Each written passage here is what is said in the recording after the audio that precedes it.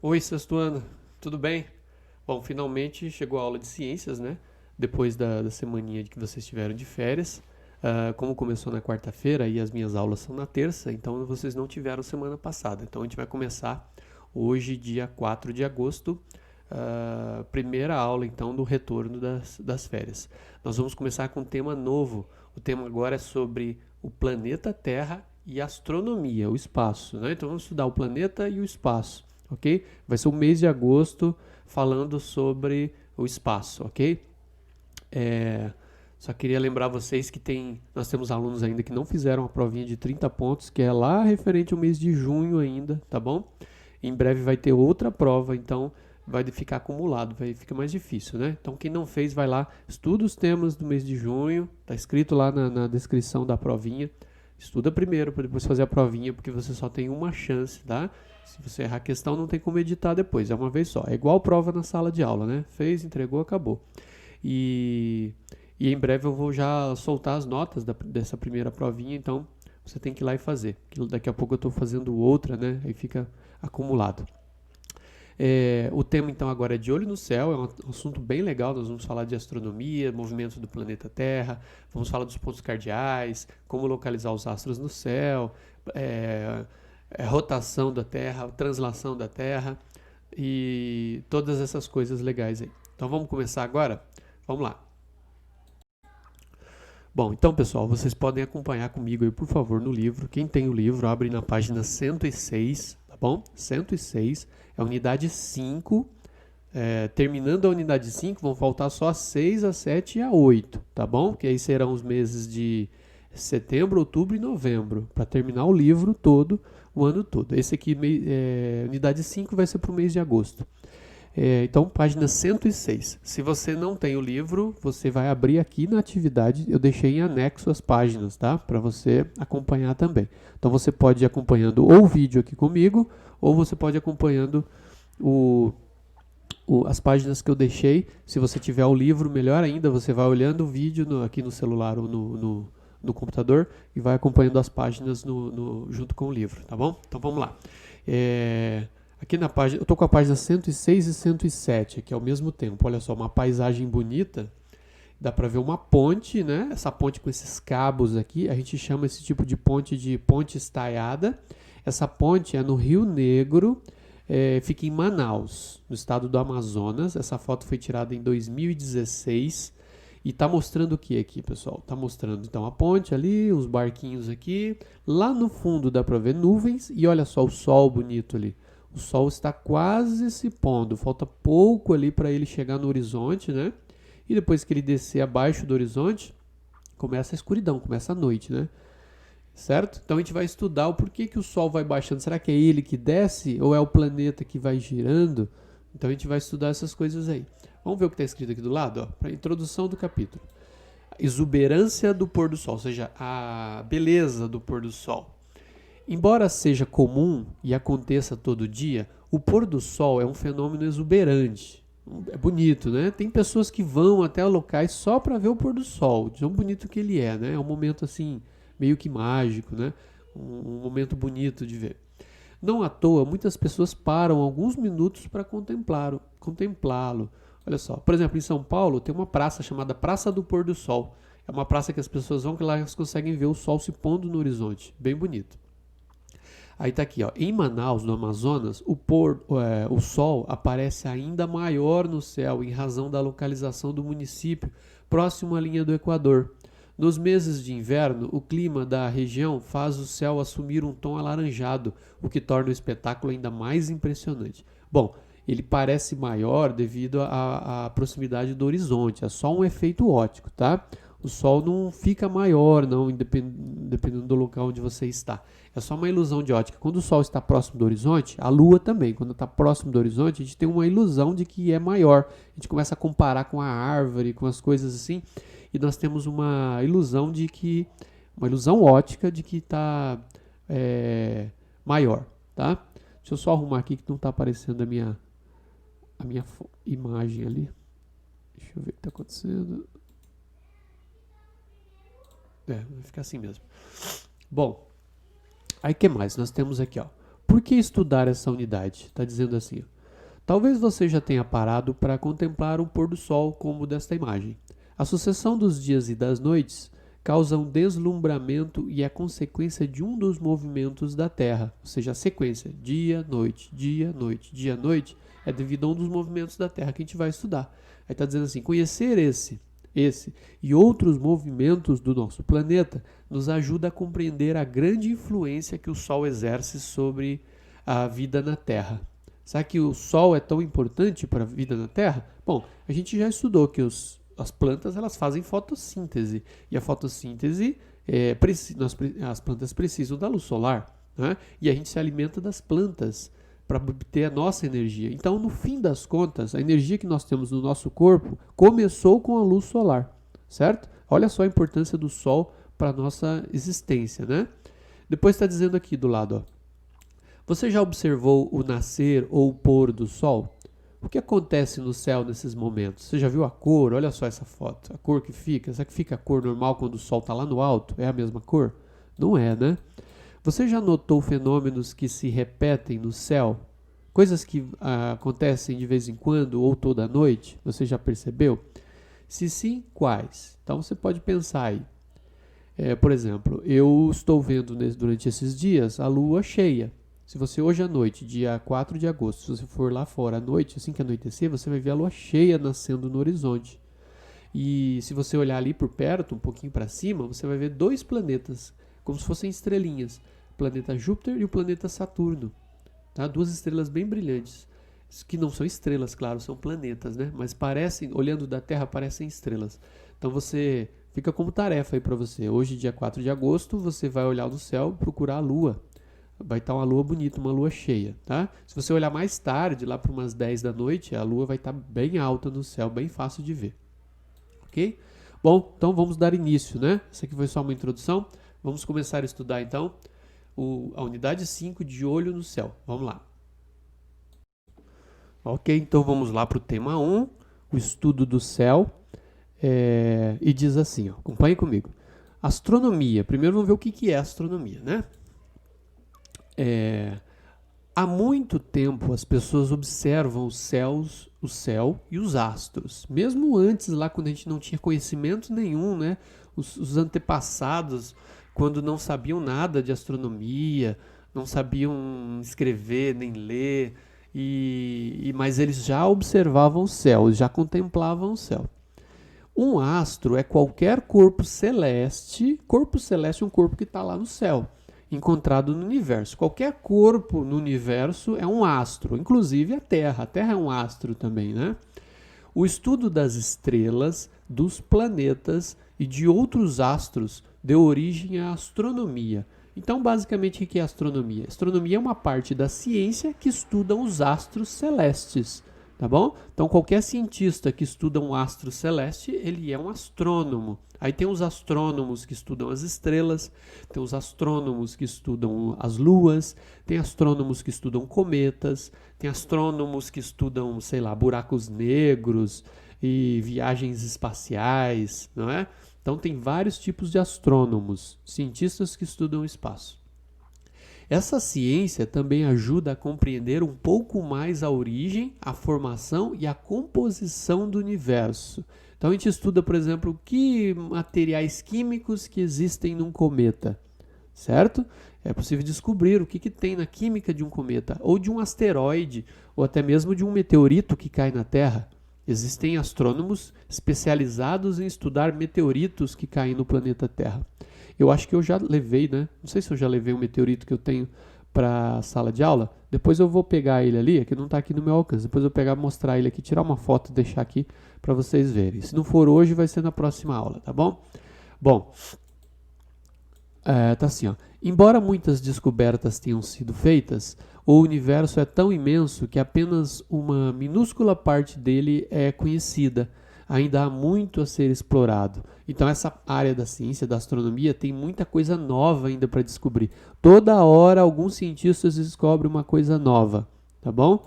E então é um ramo, é um assunto assim muito bom para se estudar, porque a gente acaba fazendo descobertas interessantes. Aí está dizendo aqui do lado, ó, o estudo do universo e dos corpos celestes é o campo de pesquisa da astronomia. Então, o que a astronomia estuda? Ela estuda o universo e os corpos celestes, tá bom? É o campo de estudo da astronomia. Aqui embaixo nós temos uma linha do tempo de estudos astronômicos ao longo dos anos. Então, eu vou mudar a página aqui para aparecer a linha toda. Deixa eu pegar outra aqui, rapidinho. Deixa eu colar aqui do lado. Deixa eu aumentar aqui. Deixar bem grande assim. Aqui. Bom, aqui aí sim tá melhor. Deixa eu só arrumar mais um pouquinho. Aí. Vamos olhar aqui embaixo, ó. Deixa eu só ver aqui. Aqui embaixo nós temos uma linha do tempo. Aqui é o mais antigo e aqui é o mais recente, tá? Ó, tá ali 2014 aqui no final e aqui no começo tá 5.500 anos atrás. Então vamos dar uma olhada aqui, ó, 5.500 anos atrás. Vamos acompanhar essa linha do tempo comigo, olha só. Tá dizendo assim, ó, 5.500 anos. Na antiguidade, os egípcios construíam obeliscos e analisavam a variação da sua sombra, dependendo da posição do Sol no céu, para marcar a passagem das horas. O que é um obelisco? Olha só, não sei se dá para ver aí, uma torre enorme, olha só. Os egípcios, há 5.000 anos atrás, eles construíam essas torres bem altas e eles observavam que a sombra desse obelisco, ali na praça, né, eles faziam uma praça em volta, a sombra do obelisco, ele ficava diferente e dependendo da época do ano. Né? Ele ficava mais longo ao meio-dia ou ficava mais curto ao meio-dia. Tem lugares que aí nem fazia sombra ao meio-dia, porque o sol estava bem em cima. Assim, ó. A gente diz que o sol estava a pino, né? O sol estava a pino, então não fazia sombra num certo dia, ao meio-dia. Né? Em outros lugares faziam muita sombra. Então eles faziam observação e com essas sombras eles já produziam uma espécie de um relógio, né? Um relógio solar com os obeliscos. Aí diz assim, ó, isso foi há 5.500 anos. Depois aqui, ó, 5.100 anos atrás, então um pouquinho menos. Em Stonehenge, cada pedra tem aproximadamente 26 toneladas. É aqui em cima, não sei se vocês já viram esse local aqui, Stonehenge. Eu vou colocar uma foto inteira aqui agora, ó, de Stonehenge. Pá. Tá aí, Stonehenge inteiro. Então olha aqui comigo, Stonehenge, está aqui só um pedacinho. É um monumento feito no Reino Unido, lá na Inglaterra, tá? Essa foto é de 2018. E está dizendo assim aqui embaixo, ó. Em Stonehenge, cada pedra tem aproximadamente 26 toneladas. Bom, 26 toneladas são 26 mil quilos. É muita coisa, é 26 carros, como se fossem 26 fuscas. Algumas pedras estão alinhadas com o nascer e o pôr do sol, no início do verão e do inverno, permitindo marcar a passagem do tempo. Então, ou seja, essa construção de Stonehenge é como se fosse um calendário, um relógio solar, né? Dependendo da posição do Sol no ano, eles têm ali uma data, né? Depois nós vamos ver que existem os solstícios e os equinócios, e essas datas são posições específicas do Sol, e esse Stonehenge marcava certinho onde o Sol se punha, tinha ali uma pedra que a pessoa ficava numa posição e conseguia ver o Sol se pôr ali no meio daquelas pedras. Bom, seguindo a linha do tempo aqui, diz assim, ó, o telescópio original de Galileu Galilei, olha só, esse aqui do meio, ó, esse é o telescópio de Galileu Galilei, foi um cientista importante, ele foi o primeiro a pegar uma luneta e apontar para o céu, porque quando ele ficou sabendo que estavam inventando um aparelho chamado luneta, né, na época nem era luneta, era outro nome, era um nome esquisito, chamava Perspicillium, ele ficou sabendo que inventaram um aparelho desse que aumentava a imagem, estava sendo usado para poder observar os navios chegando no horizonte, né? E aí ele teve uma ideia, ele falou, vou construir um desse, né? E vou apontar para o céu, para observar o céu. Ele mandou uma carta para o holandês que inventou, chamado Hans Lippershey, mandou uma carta para ele, pedindo para ele explicar como é que ele constrói esse aparelho. E o Hans Lippershey respondeu para ele, e aí ele montou uma luneta.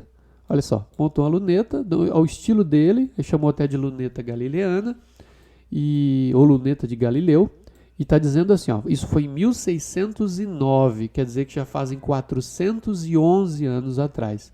Galileu Galilei, italiano, aperfeiçoou um instrumento usado para fazer observações a longas distâncias, criando o primeiro telescópio.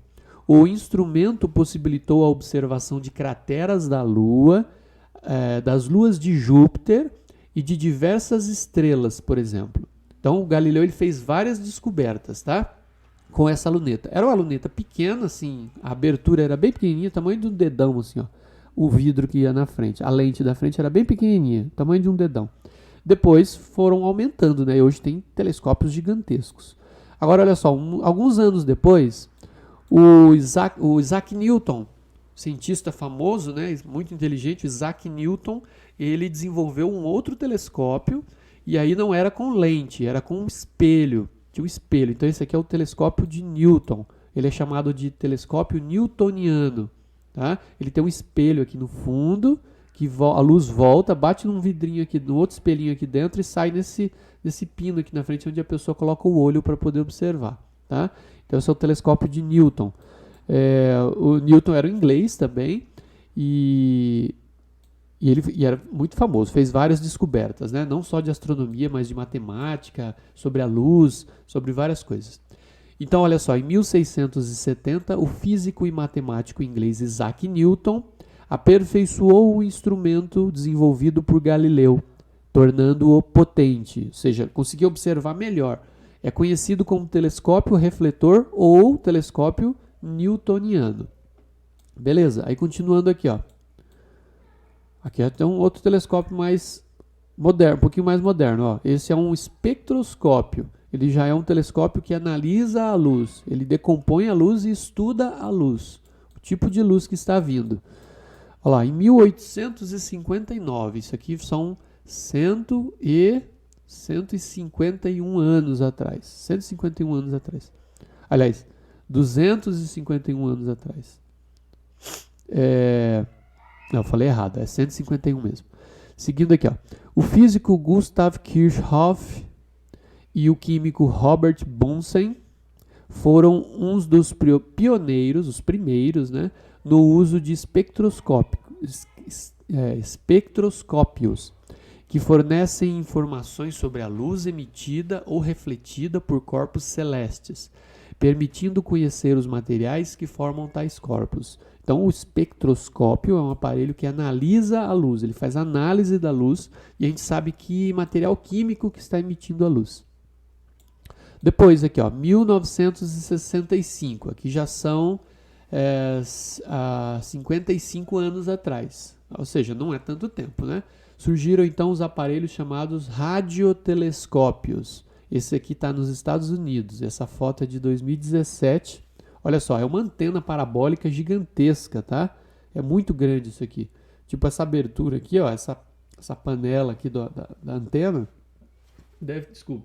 deve ter aí uns, sei lá, 20, 30 metros de abertura aqui, tá? É gigantesco, e são vários. Olha só o que diz ali, ó. Em 1965, foram criados os radiotelescópios, que são como antenas de rádio equipadas com aparelhos bastante sensíveis que captam ondas de rádio vindos do espaço. Aí você falou, ué, professor, mas será que os ETs, eles tem estação de rádio lá? Não, as ondas de rádio, elas são produzidas também pelos astros, tá? Buracos negros, estrelas de nêutrons, estrelas comuns, elas enviam sinais de rádio também. Assim, não é um sinal de rádio de estação de rádio, mas é um sinal, é uma onda eletromagnética que chama-se onda de rádio, tá? Existem diferentes tipos de luz além daquela que nós podemos enxergar. As ondas de rádio é um tipo desse. As ondas de rádio é um tipo de luz que nosso olho não enxerga, mas que esses radiotelescópios conseguem captar, tá bom? E aí forma a imagem também. Aí nós temos aqui, ó, telescópio Hubble. Esse aqui você já deve ter ouvido falar, né? Telescópio Hubble em órbita da Terra. Essa imagem aqui é de 2009. Ele foi lançado antes, né? Ele foi lançado em 1991, se eu não me engano. Olha só.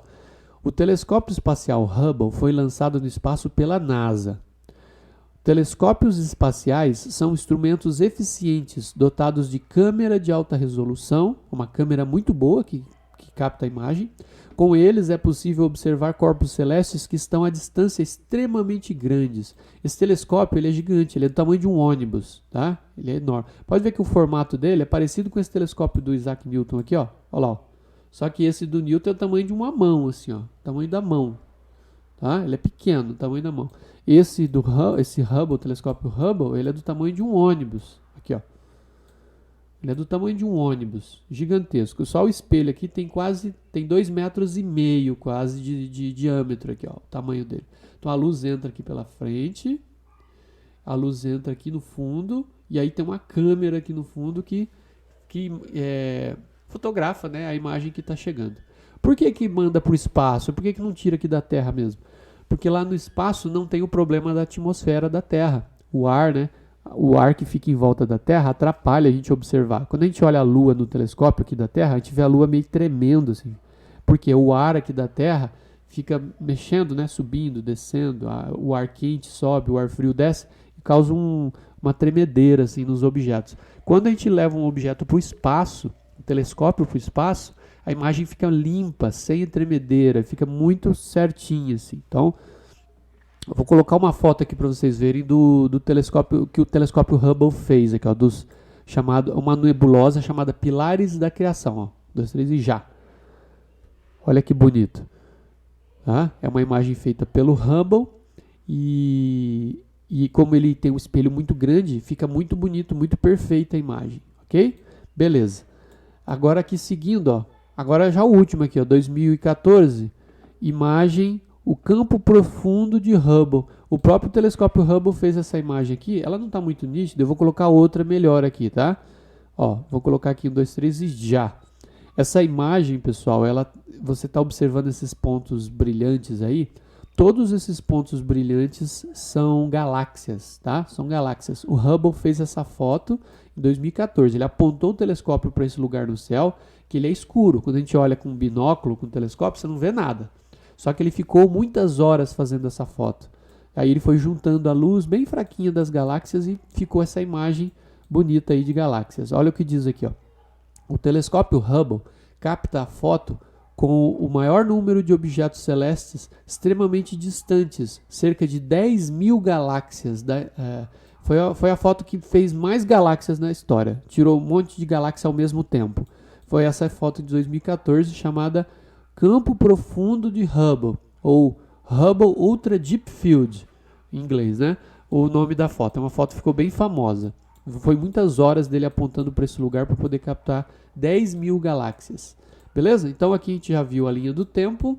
Nós vamos ver aqui a página de cima agora, os instrumentos de observação do céu. Vamos lá, aqui em cima diz assim, ó. Uma das formas de explorar o espaço é estudá-lo daqui da Terra, daqui da superfície da Terra. Para isso, é preciso fazer muitas observações e medidas, e depois analisá-las por meio de cálculos matemáticos. Então, por exemplo, quando não existia um telescópio ainda, como é que estudava o céu? Tinham pessoas que desenhavam, por exemplo, o planeta Marte. Cada dia ele estava numa posição no meio das constelações. E aí tinha um cientista chamado Tycho Brahe, por exemplo, ele anotava todo dia a posição de Marte. Ele ficou mais ou menos 20 anos anotando as posições de Marte, Júpiter, Saturno.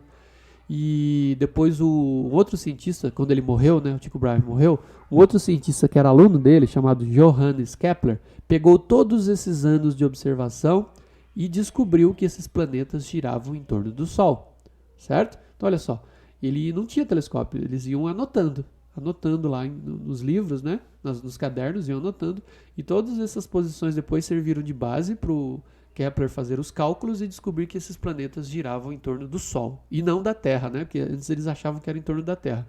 Eles descobriram que eles giravam em torno do Sol. Beleza, aí diz assim, ó. Inicialmente, as observações do céu eram realizadas a olho nu, ou seja, sem equipamento, sem telescópio. Olhava assim para o céu e anotava. Sendo possível visualizar algumas estrelas, a Lua, os cometas, os meteoros e alguns planetas do Sistema Solar. Com base nas informações obtidas com essas observações, os povos da antiguidade fizeram as primeiras previsões sobre os movimentos dos astros, identificaram as estações do ano, né? E etc. Então eles viam que cada estação do ano tinha a ver, por exemplo, com alguma constelação. Quando, por exemplo, a constelação de Órion estava no céu, os egípcios sabiam que era o inverno para eles, né? Inverno. Quando estava a constelação de Escorpião no céu, era verão para eles.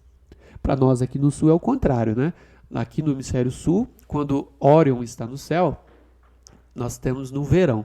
E quando a constelação de Escorpião está no céu, nós temos o inverno, tá? Que é o que está acontecendo agora. Nós estamos no inverno. Se você souber identificar a constelação de Escorpião, ela está bem no céu, logo no início da noite.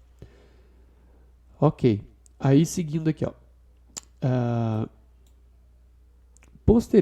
Posteriormente, foram desenvolvidos equipamentos como lunetas e telescópios, que permitiram observar objetos a grandes distâncias. Bom, aí depois que criaram o telescópio, a coisa melhorou, né? A gente começou a ver objetos que a gente não via antes. Por exemplo, as luas de Saturno, as luas de Júpiter também. Passou a ser visto com o telescópio, tá? Depois aqui embaixo. Atualmente é possível estudar o universo enviando ao espaço foguetes, sondas e satélites que obtêm imagens e amostras de rochas e outros astros, por exemplo.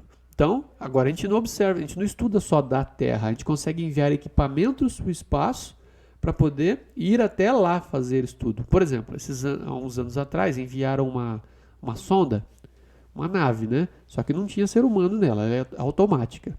Ela pousou no asteroide, pegou um pouco do material do asteroide, guardou dentro dela, tudo automático.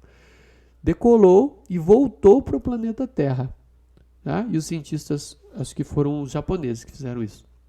Os japoneses pegaram esse material para estudar. Ou seja, eles mandaram uma nave para ir lá capturar um pedaço do asteroide e voltar para eles poderem estudar. Incrível, né? Então hoje, por exemplo, o ser humano consegue enviar para o espaço, inclusive astronautas, né? Nós temos a Estação Espacial Internacional, que ela fica girando em volta da Terra. Essa estação ela é bem grande, ela é um laboratório gigante. E ali ficam astronautas fazendo pesquisas, né? Eles sobem e descem de vez em quando. Hoje é dia 4 de agosto. Anteontem, por exemplo, uma nave americana chamada Dragon, ela pousou com 2 astronautas. Não sei se vocês viram na TV isso aí. Pousou com 2 astronautas que ficaram uns 2, 3 meses no espaço e eles voltaram agora para a Terra. Então eles ficam lá na estação fazendo pesquisa. Beleza? Bom, é isso. Então a gente estudou aqui a página 108 e 109. Vamos para a próxima.